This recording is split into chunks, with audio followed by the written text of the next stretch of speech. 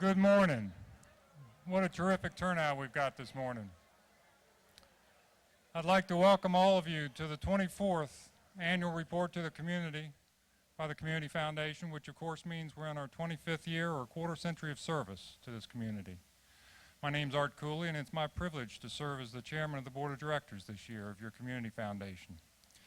You may have noticed this year we've got such a terrific crowd that we did away with the name tags to try and save a little time and getting everyone in the room, so that means you are all here anonymously. We do hope, however, that our board members remember their name tags. They're your table hosts, so please get to know the board member at your table. Feel free to ask them any questions about the foundation. If they don't have the answer readily, they'll be glad to put you in touch with a staff person that can help you. Now that you've gotten seated and comfortable, I'd like to ask you all to please stand and join me in the pledge to the flag.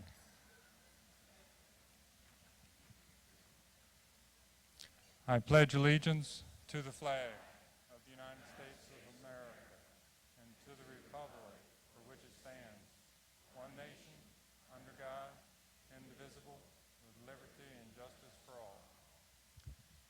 And it's my pleasure to ask the Reverend Sally Dolch if she would give us the invocation today.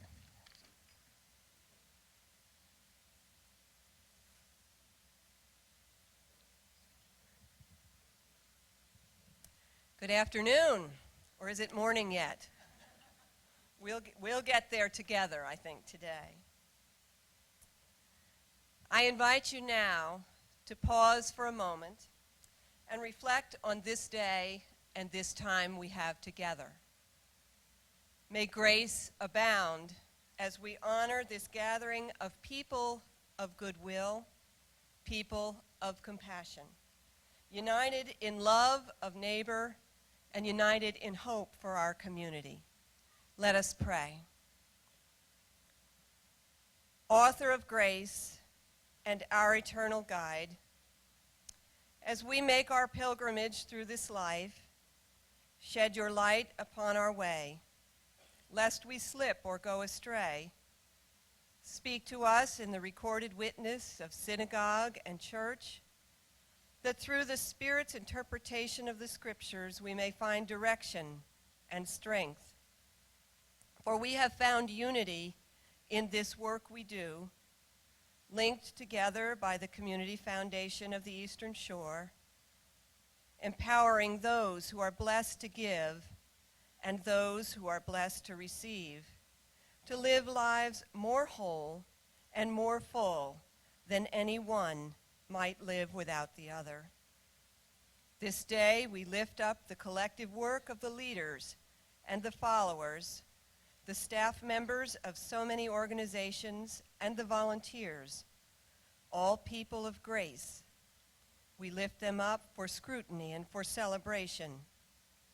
There is power in our unity and a common spirit that binds us together today. May our time together be an inspiration and a blessing for all. And may the food we are provided nourish our bodies and our souls. In the name of God we pray. Amen.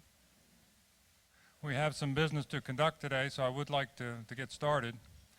You know, I thought I was a pretty big cheese being chairman of the Community Foundation's board and running this event until just a moment ago when my wife had asked me to get up and go get a pitcher of water and serve the table. So kind of put me right back in my place. I'd like to begin today by introducing the directors of the Community Foundation, our board of directors for you. They are responsible for carrying out the mission and the purpose of our foundation. As I call your name, if the directors would please stand and remain standing, and please hold your applause until the end. Al Balfany, Jackie Cassidy, Jane Corcoran, Anne Marie Dickerson, Charles Gosley, Shirley Hyman Parker, Bruce Moore, Jim Morris, Dr. Susan North, Joe Ollinger, Susan Purnell, Brian Shockley, John Stern, Don Taylor,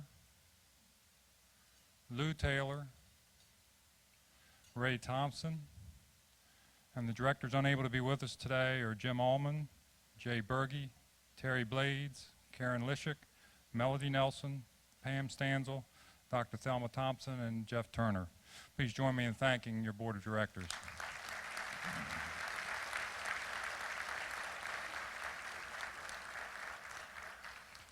At this time, I'd like to acknowledge and thank members of our board who are retiring from the board of directors. Their commitment to the governance and the promotion of the foundation is much appreciated. Pam Stanzel retires after serving since 2005, and Pam is also a member of the Community Needs Grants Committee. Dr. Thelma Thompson retires after 6 years of service from 2002 to 2008. Dr. Thompson also served on the Frank Morris Humanitarian Award Committee and the Richard Henson Award of Excellence Committee. But our Endurance Award goes to Dr. Susan North. Susan retires after serving 12 years, 4 3-year terms, which is the maximum allowed by our bylaws. She is also a longstanding member of the Community Needs Grants Committee. Pam and Thelma are unable to join us today, but I'd like to ask Susan to come forward and accept a small token of our appreciation for her many years of service to the Community Foundation. Susan?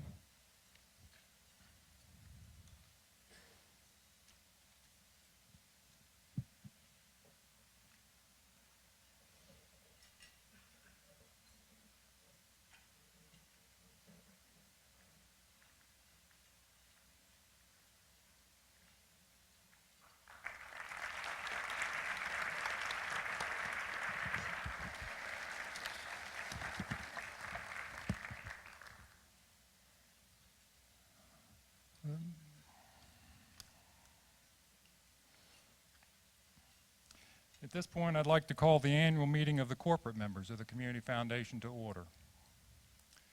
First order of business is the report of the membership committee. Jeff Turner is chairman of our membership committee, but Jeff's unable to be with us today. He and his lovely wife Dottie are in the Dominican Republic, having a good time. I called him Tuesday night and asked him if he could hustle back for this meeting, but he declined, unfortunately. I would like to thank the other members of the committee for their fine work in helping with this process. Those members, along with Jeff, include Jay Berge, Charles Gosley, Melody Nelson, Ray Shockley, and myself. On behalf of the membership committee, I'm pleased to recommend to you 3 outstanding individuals for membership on the board of directors of the Community Foundation of the Eastern Shore. Would the nominees please stand when I call them and remain standing, and please hold your applause. Will Kathleen McLean please stand? Kathleen is the general manager of WMDT TV 47.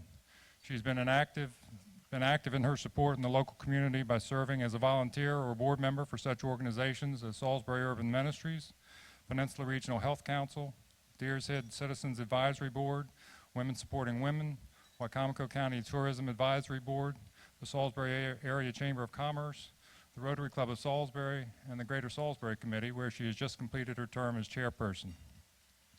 Will Lauren Taylor please stand? Lauren is a resident of both Somerset and Worcester counties. Her past board experience includes Peninsula Regional Hospital Foundation, Friends of Coastal Hospice, the United Way, and Somerset County Historic Trust. Lauren is the past president of the Ocean City Chamber of Commerce and was the recipient of the Spirit of Ocean City Award. Lauren currently serves on the Board of Visitors for the University of Maryland Eastern Shore, the Ocean City Economic Development Committee, and serves on the Community Foundation's Excellence in Education Committee. Would Ernest Satchel please stand? Ernie is a native of Virginia's Eastern Shore. He is currently the chair of the Fine Arts Department at the University of Maryland Eastern Shore, where he's been teaching since 1971. As an artist specializing in ceramics, Ernie has presented at a number of solo and invitational shows and is an active supporter of the Clay Guild on the Lower Shore. He's a charter member of the Somerset County Arts Council and a past board member of the Somerset County Board of Education. Could I please have a motion to elect our 3 new directors? And a second? Second. All in favor, please say aye. Aye. Opposed? None. Please welcome our new directors.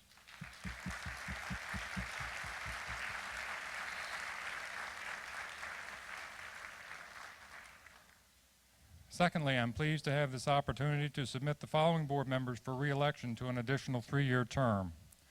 Would those members who are present please stand and remain standing?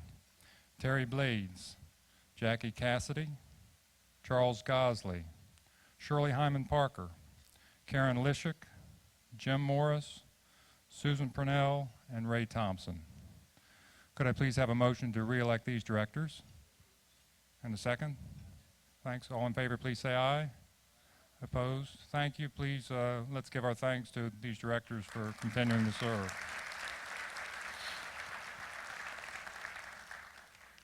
And finally, I submit the following names to serve on the 2009 Membership Committee: Jay Berge, Art Cooley, Charles Gosley, Melody Nelson, Ray Shockley, and Jeffrey Turner. Could I please have a motion for their appointment? And a second. All in favor, please say aye. Opposed? Thank you very much. At this time, it's my pleasure to introduce Joe Ollinger, who is Treasurer of the Community Foundation, to review the fiscal year 2008 audit and introduce the investment report. Joe? Thanks, Art. Good afternoon. Accounting firm Trice, Gary & Myers, LLC, conducted the Foundation's fiscal year 2008 independent audit. As in all prior years, the auditors issued an unqualified audit opinion which indicates the financial statements fairly reflect the financial position of the Community Foundation. Summary financial statements can be found on page 30 and 31 of the annual report.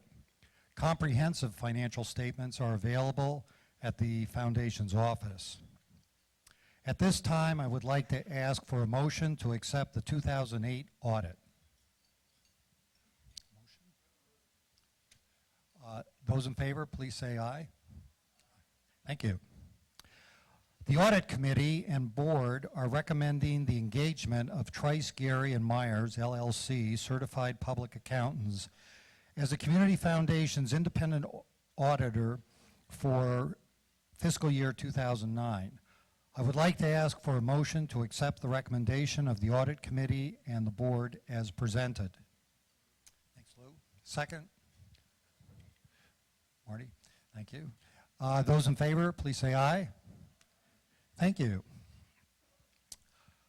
I would now like to introduce Scott George, Chief Investment Officer of Mason Investment Advisory Services, who will provide us with an overview of our fiscal 2008 investment results.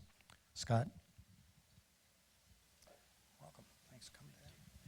Thanks, Joe. Well, good afternoon. We are very happy to be a sponsor of your annual meeting today. Mason Investment Advisory Services is a financial planning and investment management firm. We're located in Reston, Virginia. We're a private national firm with clients in 35 states. We now have community foundations across the country in several states, and we started working with our first community foundation a little over 10 years ago. And that community foundation was this one right here. And it really is a special place in our hearts, I must tell you, as we've gotten to know people around here. I've personally enjoyed the opportunity to get to know many of you, and it's really gratifying for us to be able to come here and try to use our skills to help you where so many people will benefit in your community. This has been a challenging year, and it's no secret to anybody. The fiscal year ended June 30, 2008. The return of the Foundation's portfolio was negative 2.6%. First time it had been negative since 2002. By way of comparison, the S&P 500 was negative 13%.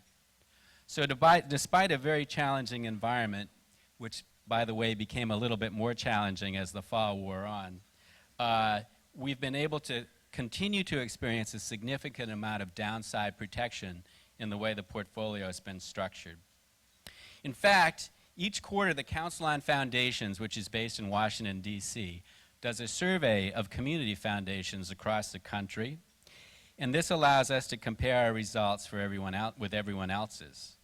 For the same period ended June 30, 1980, we were in the top quartile of all community foundations that responded to the survey across the country. It's about 160 community foundations. Even better, if you compare community foundations of the same size, same asset size as this one here on the Eastern Shore, we rank number 1 in the 3, 5, and 10-year trailing periods of time.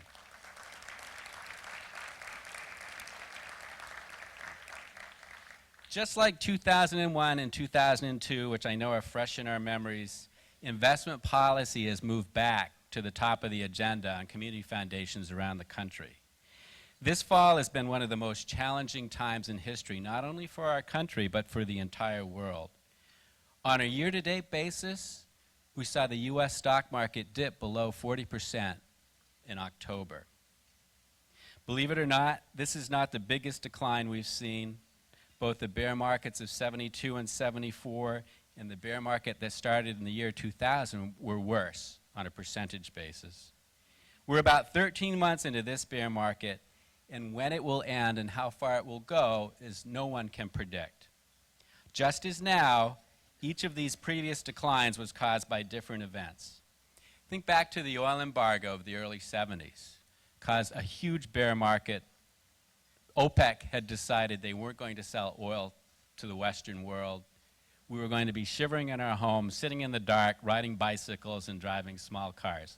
It changed the world entirely. The S&L crisis of the 80s. Banks literally closed their doors, wouldn't give depositors their money back. If you had a checking account, your checks bounced. We never thought we'd see something like that again after the Great Depression. Remember long-term capital management run by economic Nobel Prize winners.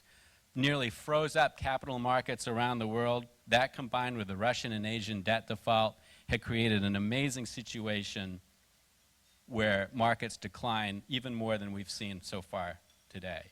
And of course, no one's forgotten the tech bubble bursting or the attacks on our country at the beginning of this decade.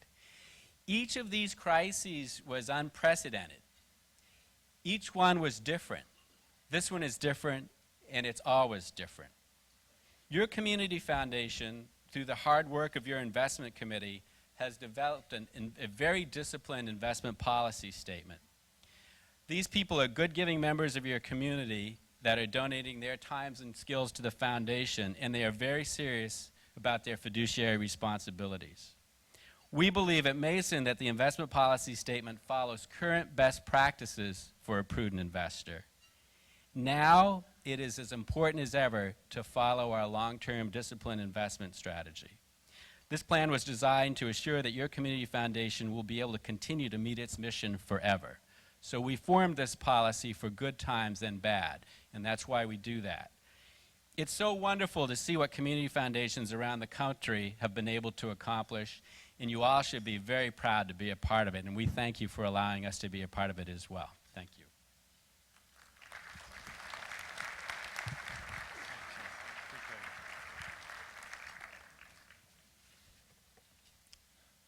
Thank you, Scott. We appreciate the support you and your staff have provided over the years in helping us both craft and manage our investment policy.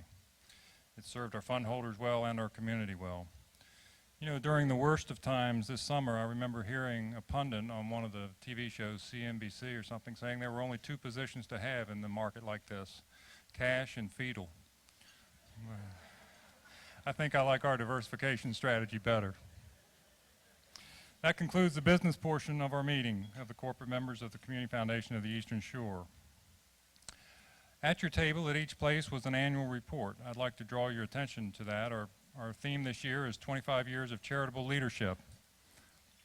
I encourage you to take it with you. Please read it and please share it with a friend. I'd like to thank our sponsors of both the annual report and the annual meeting, Mason Investment Advisory Services, Arby's of Salisbury, Delmarva Recycling, First Shore Federal Savings and Loan, Raymond and Brian Shockley, attorneys at law, PNC Bank, Francis Scott Key Family Resort, Pam and Mackie Stansel, and PKS and Company Public Accountants. They're acknowledged on the inside back cover of the annual report and on the back of your program today.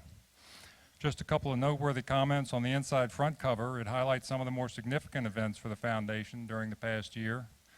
Our assets at June 30th were $68.2 million. I wish they still were. The foundation received $4.6 million in gifts last year, and we gave out 1,095 grants totaling nearly $3.2 million, and here's our big check symbolically recognizing that. Included with your report are a letter and an envelope for our annual appeal, and I'd like to just make a couple of comments about that. The annual appeal is not new, but it is very different this year. For many years, we've asked our donor base at this time of year to support the Foundation's administrative fund in order to help us defray operating costs. Last year, for the first time, we modified the annual appeal to offer donors the opportunity to direct their contribution to other funds held at the Foundation to support their favorite charity or cause. This year is unique. This past summer, at a forum for agencies that provide human services to seniors and families in need, we were made aware of a startling increase in the demand for these services because of the changing economic conditions. They stressed the need for additional cash resources for direct aid now. In response, the Community Foundation's Board of Directors voted to establish the Help Your Neighbor campaign as the focus of this year's annual appeal. The board also agreed that the Foundation would offer a matching grant for the first $10,000 raised to support the campaign. 100% of the funds donated, plus the matching grant, will be divided among an assortment of agencies on the Lower Shore that have a proven record of assisting seniors and families. Some of these organizations have a supporter donor base of their own, and some do not. Some are partially funded by the United Way, and others are not. They all need additional funds in these tough times. It is vitally important that you continue to directly support these organizations and continue to directly support the United Way as you have traditionally, and to do so generously this year.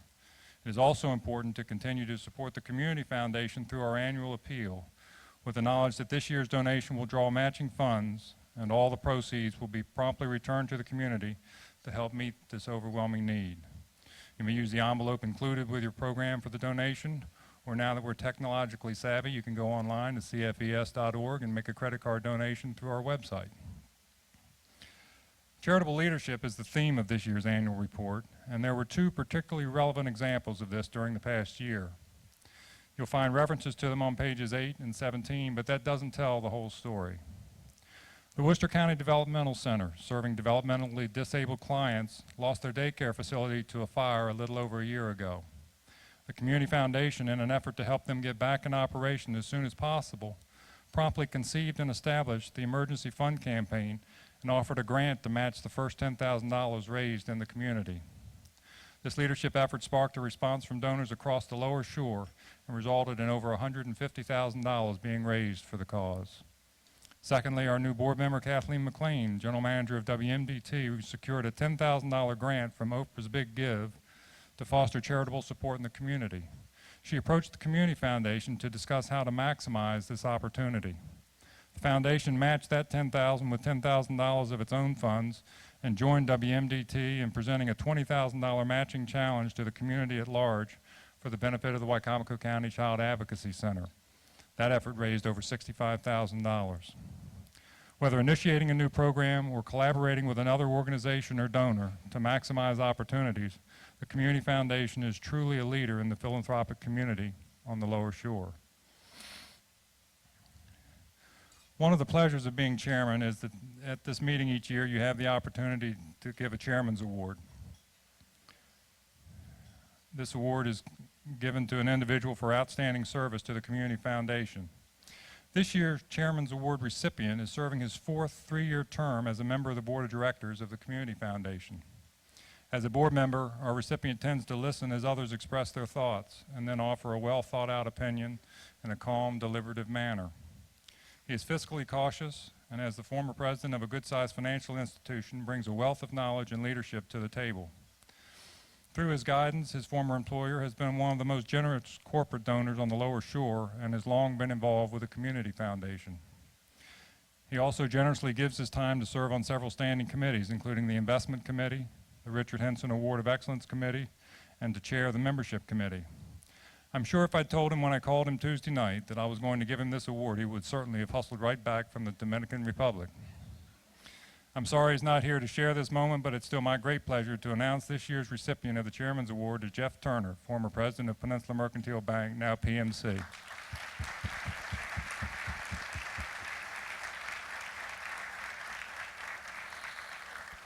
This time I'd like to call on the president of the Community Foundation of the Eastern Shore, Spicer Bell.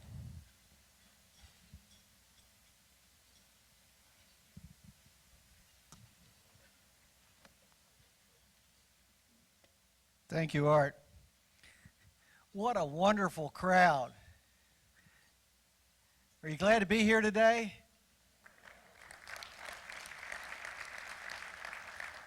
I commented to someone as I was walking around a while ago, we've been getting lots of bad news lately, but I promise you, we're not going to give you any bad news today. This is a good news celebration, the success of 25 years of charitable giving leadership. But it's your energy, your support of the Community Foundation, your giving spirit that has made that 25 years possible. And for that, we are all blessed. I'd like to begin today with some important recognitions. First, I'd like to recognize and thank our board chairman. Art Cooley has been a member of our board for about 10 years. He's completing his second year as chairman of the board. Under Art's leadership, the foundation has strengthened our ties to the community, grown our grant programs, expanded our nonprofit support center. We should all be grateful to Art for his dedication and leadership. Art, we thank you.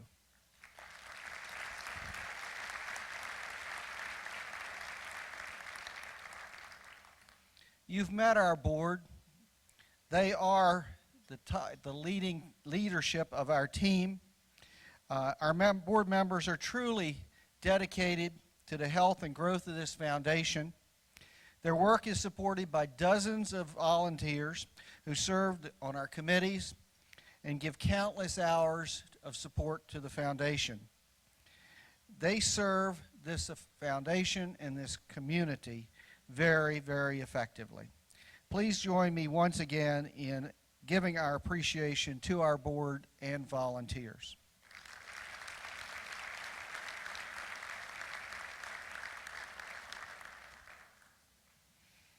I'm really fortunate to be able to work with a truly outstanding staff. And I'd like to introduce them and ask them to stand when they're introduced. Erica Joseph, over here, is our program officer. Gary Martin, I think is over here, is our chief finance officer. Nancy Owen is our assistant program officer. Nancy's in the back. David Plotz over here is our assistant finance officer, the newest member of our staff. Pat Strasberg is our office administrator. I think most of you have met her. She's the voice you get when you call, that's for sure. B.J. Summers is our donor relations officer. And G. Williams is our director of marketing and development. There he is, over here. We also this year have enjoyed working with 3 college student interns. 2 of them are with us here today, Amber Schaefer and Samantha Sedano. We're fortunate to have a staff that is truly dedicated to the work of the foundation, and they really are and demonstrate team spirit. Please join me in recognizing the staff of the Community Foundation.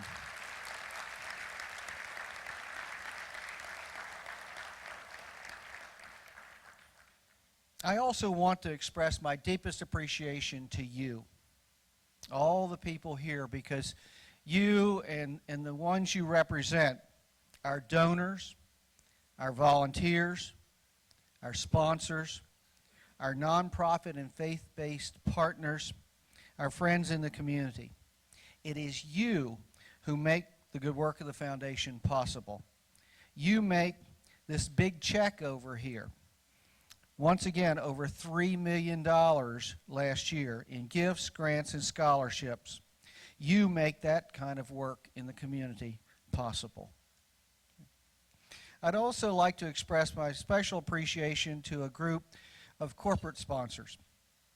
They have been partners for the foundation in a variety of ways. But this year they stepped forward and are sponsoring our 25th anniversary activities, including today's meeting and a variety of other activities, as well as a 25th anniversary party, which we hope you all have on your calendar, which will be here at the Fountains on May 8th, 2009.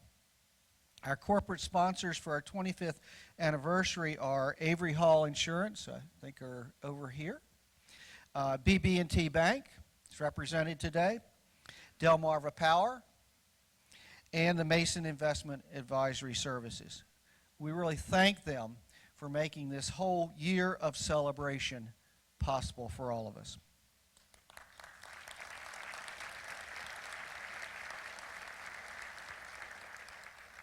I also want to recognize another important partner for us, and that's our friends at PAC 14. For those of you who live in the Salisbury area, you see our program, Community Foundation Spotlight, regularly on PAC 14, and they are once again this year taping this program for rebroadcast, so the citizens who are shut in or not able to be here with us will have an opportunity to participate in this event. We thank everyone at PAC 14.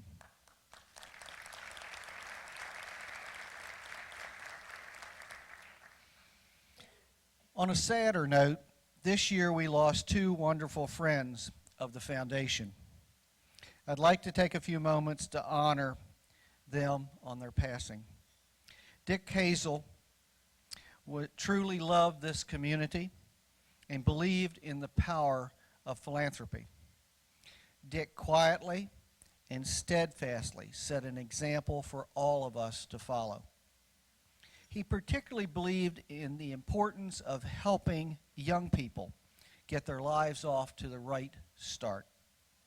Through Dick's gifts to this foundation and to other Lower Shore institutions, he has impacted the lives of thousands of area youth. Dick will be missed, but I assure you we will continue to be inspired by his vision. Elizabeth Brittingham Pusey was a quiet lady. She began her philanthropic journey with the Community Foundation with a series of anonymous gifts to a scholarship fund. She sought no recognition for her generosity, and in fact, she was very shy in accepting thanks, even when it was expressed privately. She too believed she could make a difference by investing in the lives of young people, and in that way, changing and improving the Lower Shore for the better. On her passing, Mrs. Pusey created the largest single scholarship fund ever established with our foundation. Through her generosity, many local youth will have a chance at a college education that they never thought possible. Today, I'm going to depart from my usual format. In fact, I had folks ask me, what stories are you going to tell us today? And I'm going to depart from that. I'm going to let you do the talking. With the generous support of the Kresge Foundation and our 25th anniversary sponsors, we've embarked on an attempt to compile a video library to be used to help others learn about the foundation and the power of philanthropy. We would like to share the first installment of that video with you at this time.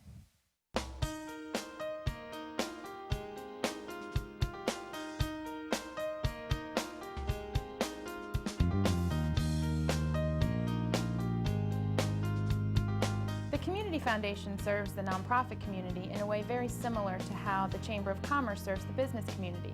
We're a one-stop resource for financial support and technical assistance. The core mission of the Community Foundation is to work in Somerset, Wycomico, and Worcester counties to encourage and promote charitable giving. The Community Foundation is the heart of this community. They have provided the nonprofit agencies in this community with the tools they need to serve those with greatest need. Well, we first learned about the Community Foundation when we were invited to a presentation about its purpose, and we were very impressed. I think the Community Foundation allows many people to contribute money to one good sometimes. You don't have to have a huge amount of money to participate. Anyone really can. The Community Foundation is a remarkable success story we love to share with the community. Over our 24-year history, local donors have given over $55 million to our foundation. We've given back $32 million to the community in gifts, grants, and scholarships. The Community Foundation has really stepped up when we had a generous donation, a life-changing, a name-changing donation by Mr. Dick Hazel in investing $2 million and giving us finances that will sustain us for a lifetime. Two terms you'll often hear us use are leveraging and perpetuity. We hold a percentage of those funds, invest them, and that way they're going to be here to continue to do good for generations to come. One of the most rewarding parts of being a member of the Community Foundation is I've been able to develop a way that we can continue giving and we can teach our children, which we're trying to do as well, how to leave a legacy and have it impact your community directly. My father passed away about 6 years ago with cancer. That's kind of what opened the door to me, and I would recommend don't wait until a tragedy happens. Be a part of your community now. Leave your legacy now. It's been a tremendous investment as far as we're concerned, and it has been very heartwarming to know that we're able to contribute to the community, and that once we are not here any longer, the legacy of our fund will be available for the community to use in the way they see fit. It makes you feel good inside when you know that you've been able to support someone else who was perhaps less fortunate than you are.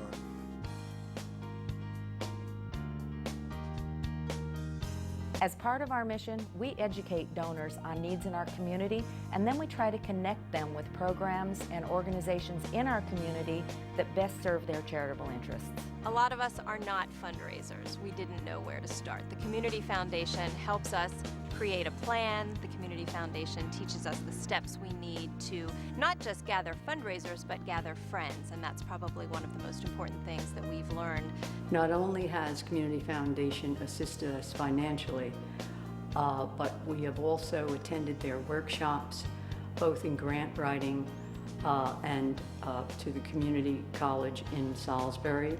The Maryland Coastal Bays Program has been here in Worcester County for 10 years, and we work with commercial and recreational fishermen, farmers, developers, scientists, and our job is to protect the coastal bays in a common sense way that everyone kind of agrees with and everyone can actually do, so we can get things done in a timely manner to clean up the coastal bays. For those interested in the environment, I would definitely encourage them to get involved with the Community Foundation because they've been so good to us. For those who have an interest in conservation, whether it's wildlife, whether it's water quality, whether it's clean energy, the Community Foundation is probably the place to go to put those dollars to the best use. The Community Foundation of the Eastern Shore has been a major contributor to the Sturgis One Room School Museum. When we got started, the foundation gave us a grant. The Sturgis One Room School Museum is an African American one-room school. It is a part of history that we, the organization, try to preserve. History is an important part of the heritage of the Eastern Shore. If you have any kind of historical project that you're working on, I urge you to get in contact with the Community Foundation of the Eastern Shore. This year, we'll distribute $185,000 in scholarship awards to over 100 local students. Establishing a scholarship fund at the Community Foundation is an opportunity to memorialize a loved one or create a lasting legacy. In 2002, my senior year of high school, I applied for the Pat and Dick Hazel Minority Scholarship through the Community Foundation. What makes this scholarship very unique is that for every year you receive it, you commit to a year of teaching on the Lower Eastern Shore, and I'm in my second year teaching at Pocomoke Elementary School, and I'm looking forward to the next 2 or more. If you have ever thought about how you can give back to your community, either with financial donations or with time, I can think of no better way than the Community Foundation of the Eastern Shore.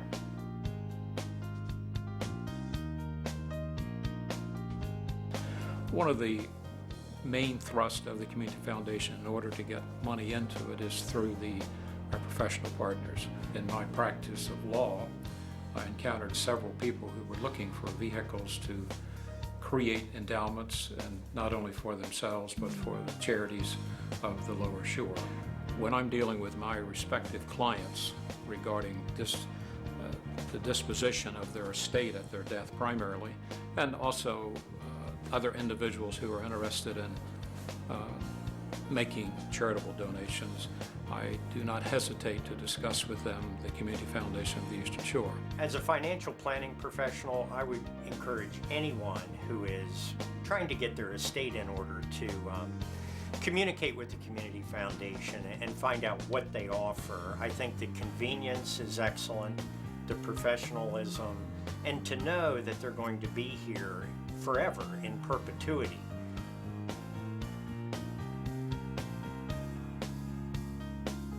In September of 2007, the Worcester County Developmental Center Day Program facility experienced a fire, and we were totally burned out.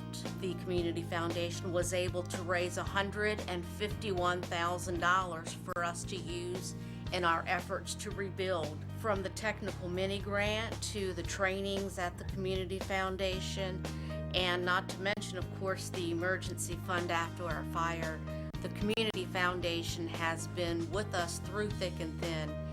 And we exist in part because of our relationship with the Community Foundation. For over 25 years, the Community Foundation of the Eastern Shore has been a powerful vehicle for community improvement on the Lower Shore, working throughout Somerset, Wicomico, and Worcester counties by motivating donors, increasing charitable giving, and providing a vehicle for philanthropists to make a real difference in our community. We have been a leader for improving the quality of life for tens of thousands of our local citizens. And thank you for taking time to learn about the Community Foundation of the Eastern Shore. The rest is up to you.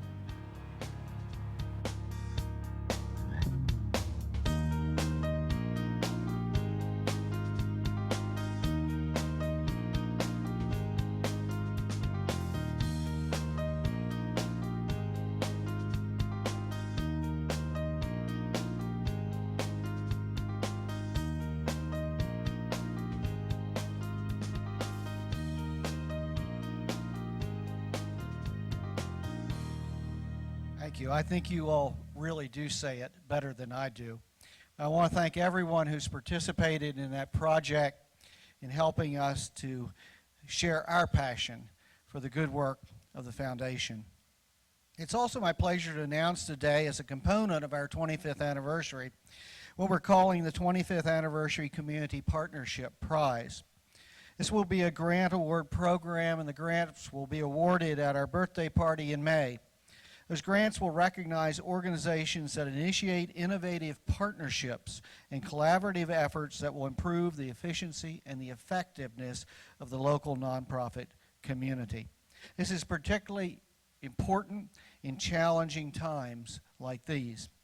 Based on our preliminary announcement of the prize, we are already engaged in exciting inquiries about possible programs and look forward to working with organizations who are interested in participating.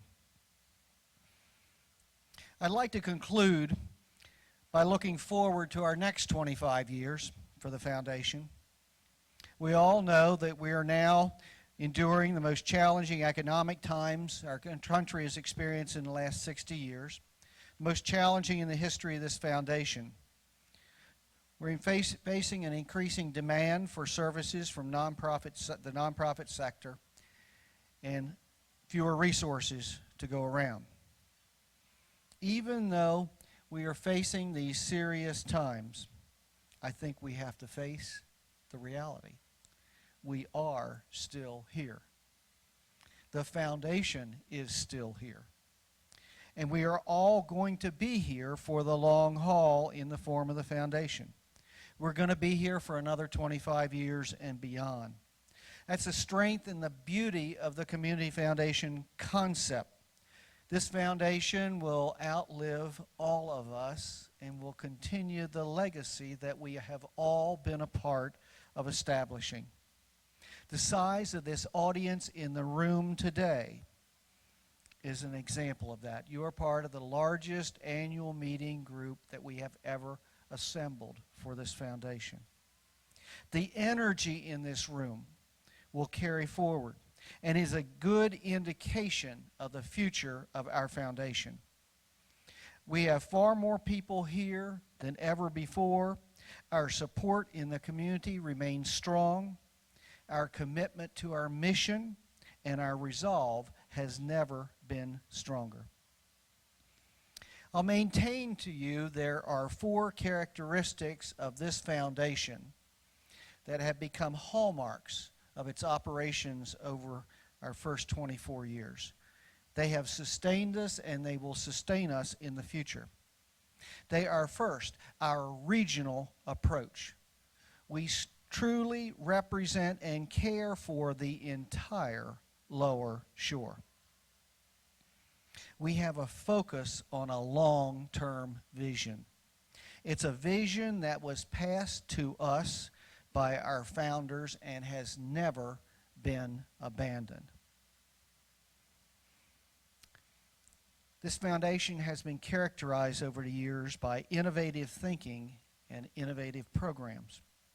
This foundation has consistently been a model for other community foundations to follow.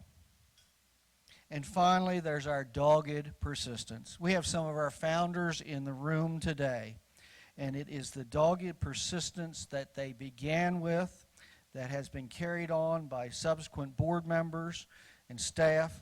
And I maintain to you that nothing will prevail in times of hardship like dogged persistence. And I assure you, on behalf of our board, on behalf of our staff, our donors, and all those who support the foundation with their time, treasures, and prayers, we will persevere. We will stay focused on our vision. We will continue to be innovative, and we will get through these times and continue to build a brighter future for the Lower Shore. Today and in the coming year, each of us must continue to remind ourselves of the need for a strong community foundation. I ask each of you to join in our resolve to take our hand and join in the work that we have before us. Because if we continue forward together, I assure you, we will be successful. Thank you all for being here today. We thank you for your support of the foundation, and we look forward to partnering with you in the future.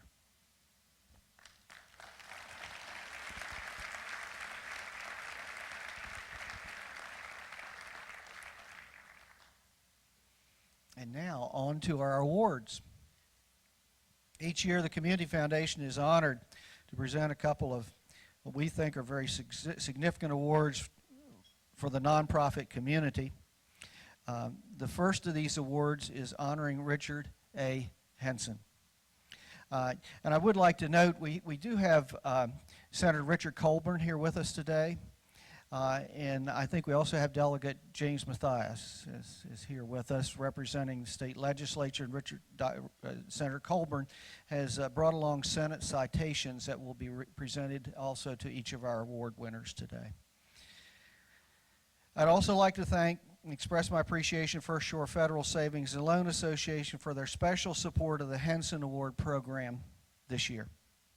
The Award of Excellence was established in 1989 to honor Richard A. Henson for all of his generous contributions to our community.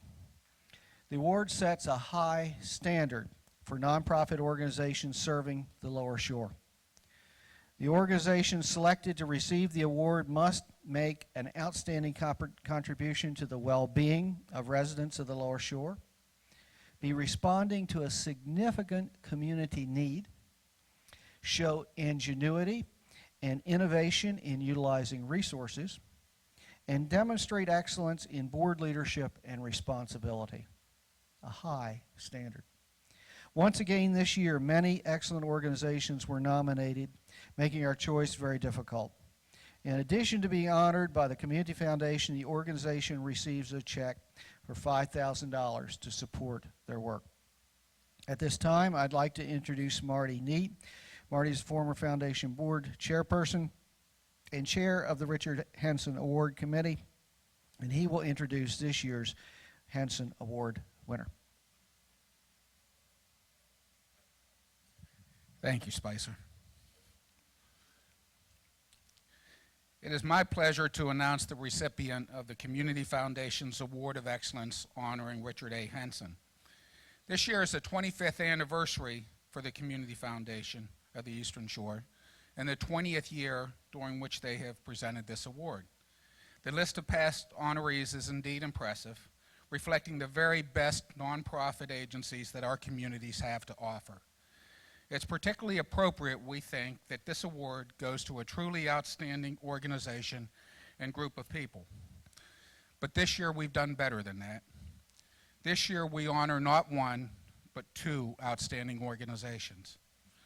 A wise man wrote that the moral test of a community is how it treats those who are least able to protect themselves, those in the dawn of life, the youth, the dusk of life, the aged and infirm, and the shadows of life, the handicapped, the ill, the economically disadvantaged. That test fits these organizations to a T. This year's recipients are both based in Salisbury. Both just celebrated their 20th anniversaries. Each provides for the most fundamental needs of hard-pressed families in our community. We'll ask representatives of each organization to come forward after I've announced both recipients. I'm also very pleased to announce that the annual award of $5,000 given to the recipient has been matched by First Shore Federal, so that both recipients will receive a $5,000 award this year. We know that both organizations will use that money very well.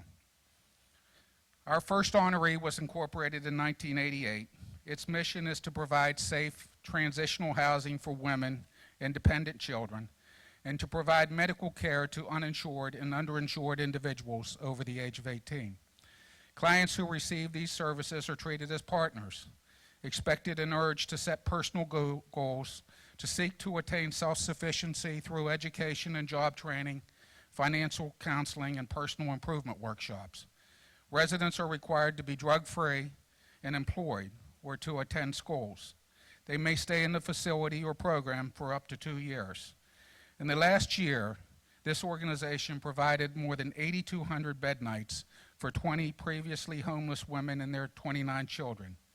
And the agency also provided more than 8,000 served more than 8,000 patients in the primary medical care clinic for the medical underserved. The clinic accepts all adult patients for initial and follow-up care, regardless of ability to pay, and works through the local medical network to provide adequate service for those individuals. This agency has a rich tradition of working with other local organizations to maximize the impact of its services, prevent duplication, and stretch its resources. In fact, it was formerly a subsidiary organization of a Henson Award-winning organization. Our first honoree today, and again I ask you to come forward in a few moments, is the Village of Hope.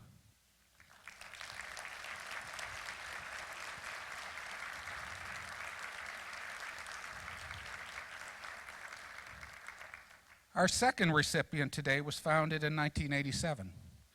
It is dedicated to breaking the cycle of poverty by building homes, building families, and building neighborhoods. It serves low and moderate income working families, often single-parent families or people facing unusual circumstances.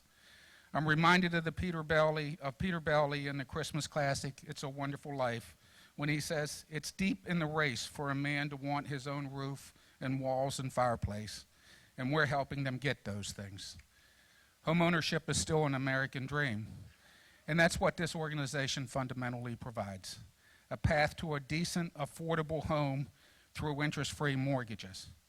Let me just say here, though, that being a banker, that interest-free thing makes me a little bit nervous. But this agency understands that simply giving their patient or their clients a home is not the answer. They must have the tools to become a responsible homeowner and citizen. These homeowners are prepared for those responsibilities. They complete financial fitness workshops in a homeownership class. They also invest their own resources, $2,000 of their own funds for settlement, and up to $300 of sweat equity on their home or another home. This organization has demonstrated strong leadership by expanding into the neighborhoods of Salisbury, making substantial progress in one of the most economically challenged neighborhoods, Church Street, working with other organizations such as the city, Salisbury Neighborhood Housing Service, Urban Salisbury, and a host of others, and in the private sector, working with banks and realtors and builders and other groups to have a real impact. And impressively, they've mobilized the community. During the past year, more than 4,900 volunteer hours were provided by their volunteers. One highlight was their Women's Build, a new home built largely by women with funds raised and contributed largely by women. And it even has its own retail outlet, which sells new and gently used donated building materials to the public. That's expected to net $100,000 for their program this year. Because of their efforts, more than 50 homeowners are added in Salisbury, and more than 150 people were living in their own home. Jesus says in Matthew chapter 25, verse 40, "Whatever you do for the least of these, my brethren, you do for me." Both of these organizations live in accord with that sacred passage. Both recognize that we are indeed our brother's keeper, and we are a far better community because of their service. Ladies and gentlemen, the recipients of the Community Foundation Award of Excellence in honor of Richard A. Henson, the Village of Hope, and Habitat for Humanity of Wicomico County. Come on up, guys. Come on up.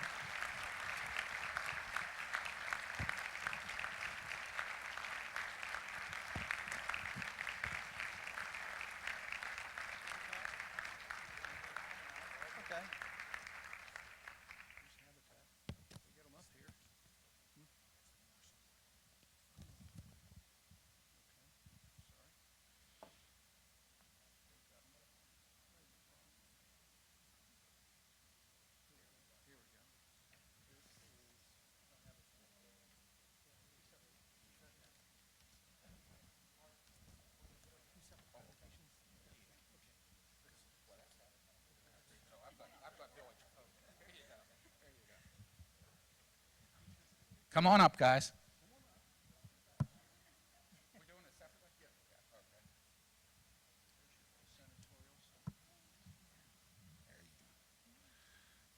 Congratulations, folks. The Village of Hope. Thank you. Thank you.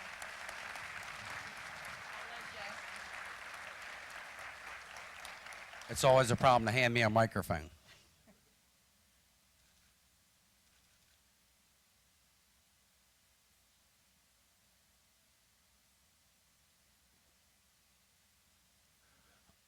Thank you. On behalf of the Village of Hope Board of Directors, I should begin by saying I'm T.J. Maloney, President of the Village of Hope Board of Directors, and I'm joined by our new Executive Director, Jessica Smith-Harper, on my far left, and a very special person who has been with the Village of Hope since the day it opened. And this very wonderful person, who's got more energy than 5 of me, has helped us from the very beginning in the lean times and the good times. Rita Corman has been there from the beginning, and it's people like her who allow us to continue to serve the underserved and the underprivileged in our community. So on behalf of all the members of the board at the Village of Hope and our wonderful staff, thank you for this award. Congratulations, guys. Yeah.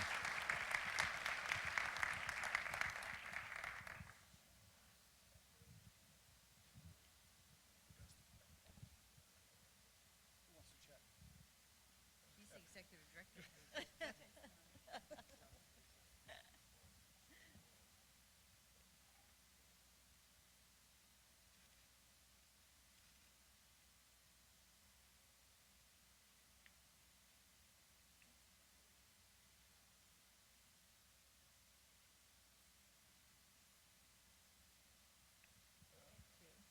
Actually, I'm going to let Chris talk. My name's Chris Barnes, and I'm in week 7 of being the executive director of Habitat, so I accept this on behalf of so many people that build our homes, from our volunteers to our donors to the board. I would like to introduce Donna McGill, who's the president of our board of directors, and I don't know if you can see her through the... But this is Nancy Rubinson. Nancy is a past executive director and is our development director, and she's the walking encyclopedia for Habitat for Humanity. I can tell you, I lean on her every day. And she's getting ready to step down. So I think more than anybody in the room, she deserves applause for what she's done for our... And thank you very much.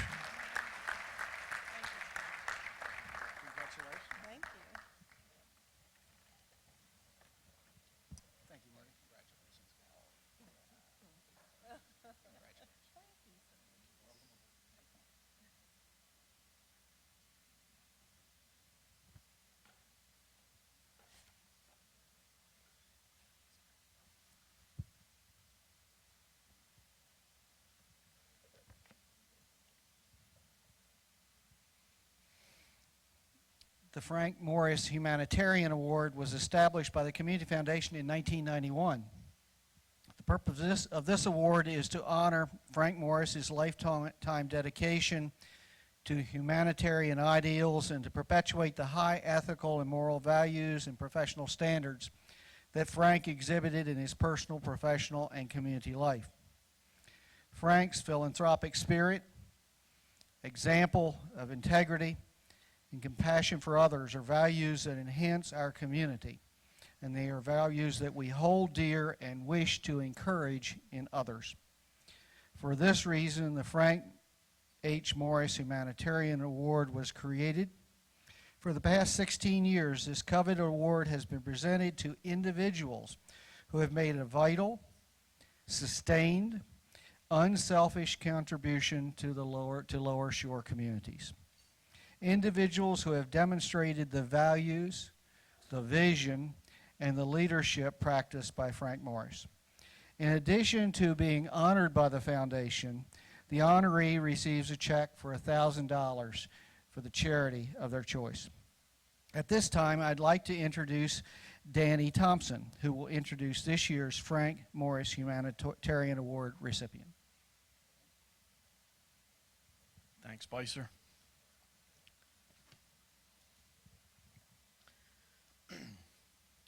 The chosen recipient of the 2008 Frank H. Morris Humanitarian Award, presented by the Community Foundation of the Eastern Shore, is a very well-respected individual who not only supports the residents and local organizations, but is very passionate in his commitment and dedication to serve the public.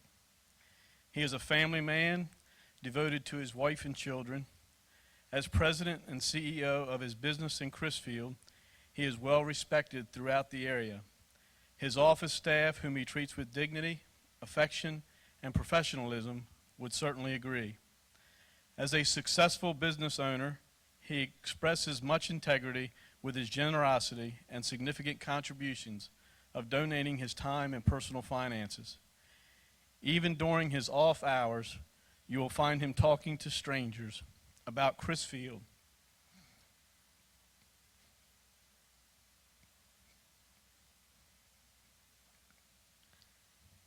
and how they don't know what they are missing by not visiting his hometown. He serves on the Emmanuel Church Board of Trustees, where his honesty and attention to detail make him an important asset to the congregation. Over the past years, he has taken a leadership role in the renovation of the old St. Peter's Church, a historic site that the church manages. Dating to Revolutionary times, St. Peter's has played an important role in the history and heritage of Somerset County. An active volunteer for over 30 years, he is well known for his kindness and professional leadership in the community. He is never hesitant in donating his time and effort and goes above and beyond volunteering his services to enhance the betterment of the community. Many of the social events include the annual J. Millertall's Crab and Clam Bake, the National Hard Crab Derby, the Scorchy Tall's Pro-Am Fishing Tournament, the previous Terrapin Fish Fry, all events sponsored by the Crisfield Area Chamber of Commerce, in which he has served as president. He is currently chairman of the Finance Committee and member of the Board of Directors for the Crisfield Area Chamber of Commerce. Throughout his life, he has maintained this vision: whatever is good for Crisfield and whatever will make Crisfield a better place to live. In addition to his many other duties, he participates in nonprofit organizations that include the Crisfield Volunteer Fire Department, the Lions Club, the Yacht Club, Salvation Army, and he has also resided as president of the Crisfield Kiwanis Club. He is a great asset to the educational and church community and brings with him much faithfulness and enthusiasm, which are valuable qualities for which he is recognized. He has been a member and leader of the Somerset County Economic Development Commission, committee member for the Tri-County Council Comprehensive Economic Development Strategy, the Lower Shore Workforce Alliance, and Warwick Community College. Currently, he is chairman of the McCready Foundation Nursing Home Capital Campaign. He is guiding the building fund to its $1 million goal, and he has personally solicited the largest portion of the $837,000 in cash and pledges raised thus far. His positive attitude, dependability, and cooperation will assist the fundraising campaign and stride them in achieving their $1 million goal. His extensive guidance and cooperation are very instrumental in the accomplishment of such endeavors. By his sincere appreciation and desire for wanting to better the community, I have witnessed him reach into his own pockets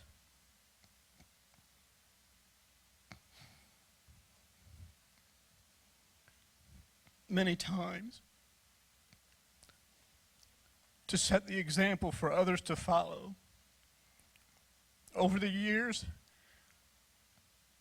he has truly been a mentor for me in how to give back to your local community and surrounding region. I have a tremendous amount of respect and admiration for an individual that exemplifies the following: has the wisdom to find the need, has the passion to encourage others, has the commitment to lead, and has the humility to remain anonymous, and has the love to share. It has been my honor and pleasure to have worked with him both personally and professionally over the years.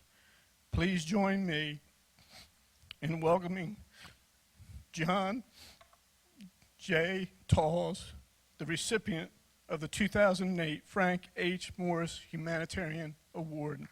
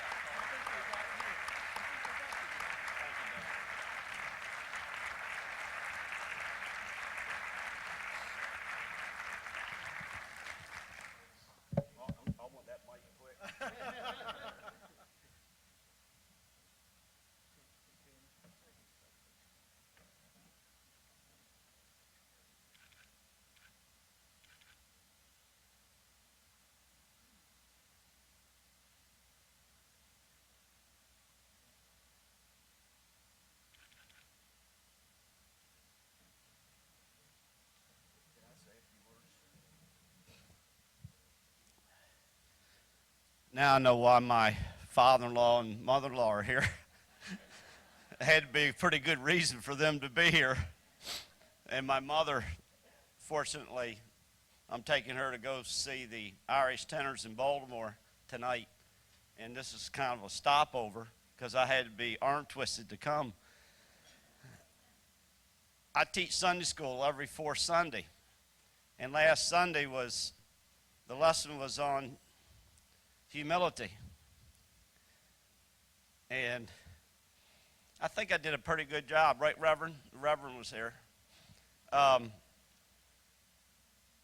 It's hard to stand up here today and to be humble, but it is a very humbling experience that you've all given me. And I don't really want this award because I'm too young.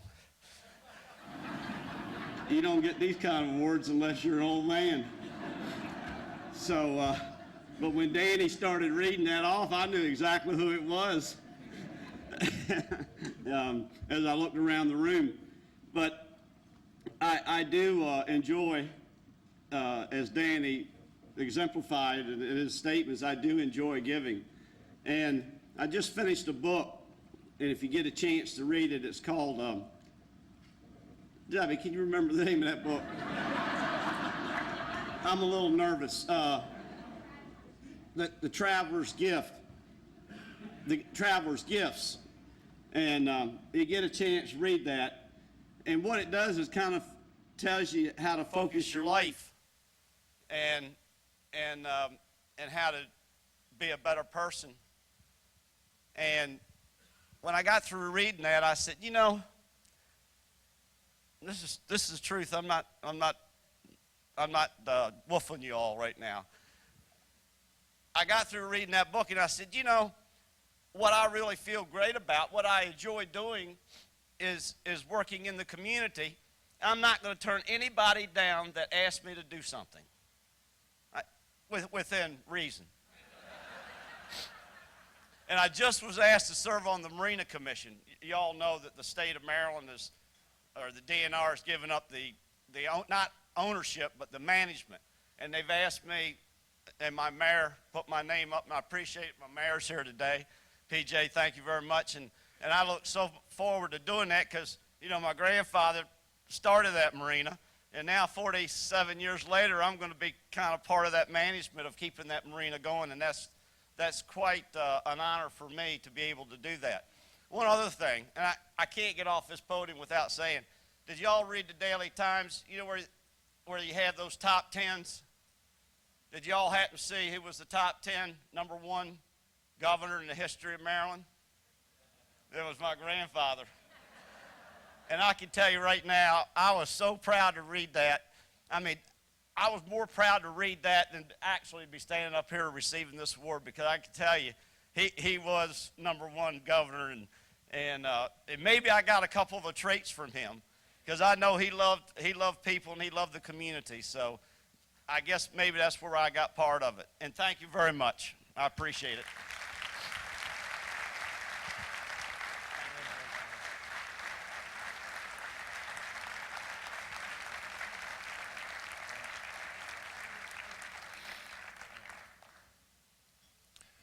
Well, I'd like to add my thanks to all of our award recipients today, and I'd ask you, if you would please, when we finish today, to come back to the podium. We'd like to get another round of pictures to make sure we've got everybody in good light. I'd like to thank all of you as well for taking the time to join us today, and we look forward to working with you to do more good work in the community, helping the Community Foundation have a positive impact to our Lower Shore area. This time I'd like to call on the Reverend Sally Dolch once again for the benediction.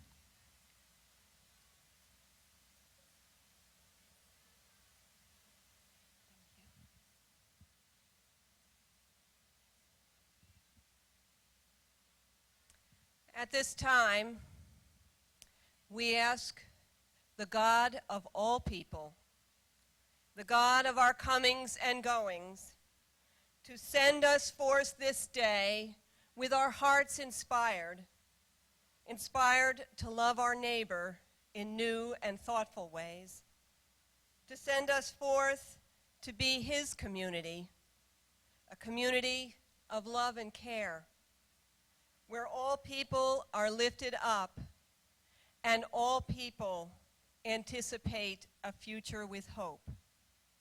By the power of his Spirit, go in peace. Amen.